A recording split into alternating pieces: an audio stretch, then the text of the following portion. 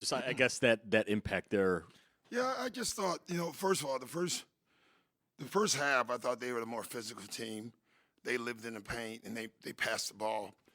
But what I liked is we didn't let them get away. Like I think it stayed at 10.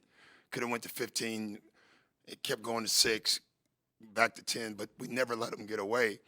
And then I thought right to end the third, and then that is our bench, Scoot, Kuz, AJ Green, that bench was huge for us. Jericho again, phenomenal defensively, rebounding. And I thought Scoot did it on both sides. Like we put him on Tyler Hero. I thought he had a great run defensively there. And then I thought the invisible hero was Kuz defensively on Hero the last 4 minutes. I thought that was terrific. Well, speaking of Tyler, too, I mean, he obviously was kind of controlling the game to a degree. I think he drew 11 fouls early. I guess what made it a challenge up until maybe those final minutes? I thought we gave him too much space, and we talked about it at halftime. You got to get in his airspace and make him uncomfortable. If you remember in the first half, I don't think you can remember one time him bringing the ball up with anyone turning him. He just kind of brought it up free. I mean, he had a free game until, mid-third.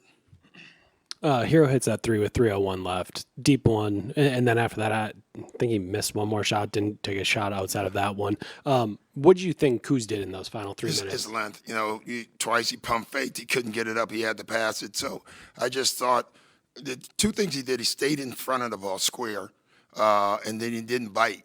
He's long, he doesn't have to bite, so he just stayed down, and I thought that was huge for us. In the third quarter, I think they called timeout after that alley-oop with like 4:38 left. That would have been about the time you were taking Giannis out. Was that an adjustment in the second half to push him past 7 minutes? It was 7 minutes each of the first. Yeah, two no, quarters. we knew we had more minutes, so and we decided to use them for the second half, and we knew it was 31. I think he went 55 seconds over, so it's good. But I guess just kind of the impact that he was able to make there. I know That it's was an huge. alley-oop dunk, it's a spin Yeah, and a he had finger it roll. going. So with the minute thing, if a guy's got it going like a Giannis, he uses more minutes if he has a restriction, and that means you may have less minutes later. But you shouldn't stop a run, I guess, is our thinking. Sorry. I guess it just hogging all the court. with Brook in the paint, kind of what do you feel like he was able to do tonight, kind of I helping out thought he defensively? just defensively, he was around, and I also thought on the offensive end he mixed it up. They wanted to help. We put him out in the parking lot. The one time he rode, he gets the dunk. I thought Brook had a great game of mixing up rolls and pops. And I thought that was terrific. Brook's just such a good defensive player. Giannis is active. Kuz. When you have three guys with length, it affects the other team. The other night after the game, Giannis had said, it feels like Scoot just wanted to be somewhere where he was wanted, where he was loved. Yeah. What do you feel like you guys have been able to bring to him to make him We're feel? giving him that. I can just tell you that.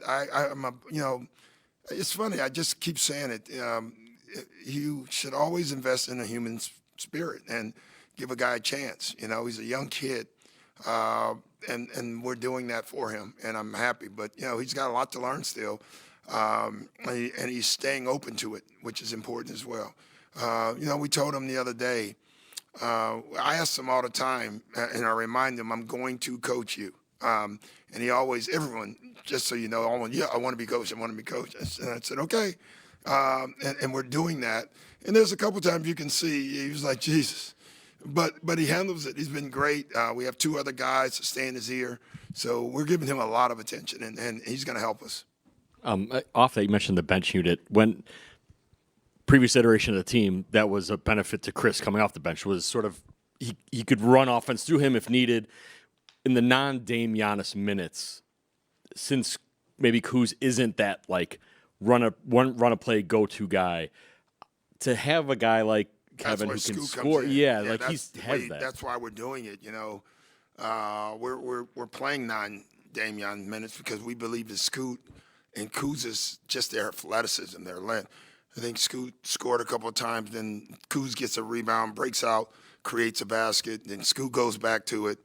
It just gives us a lot of speed, and we try to make sure we have one roller, and that's Jericho, and 2 shooters around those guys, and I think it's a good fit. Thanks, guys.